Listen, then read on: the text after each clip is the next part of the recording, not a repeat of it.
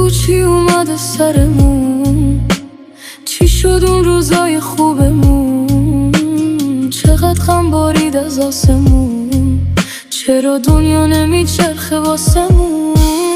بگو چرا دلتنگم همش، جوونیم دیگه رفت و ازش هیچی نفهمیدم، با همه جنگیدم دیگه مرد تو دلمون آتش.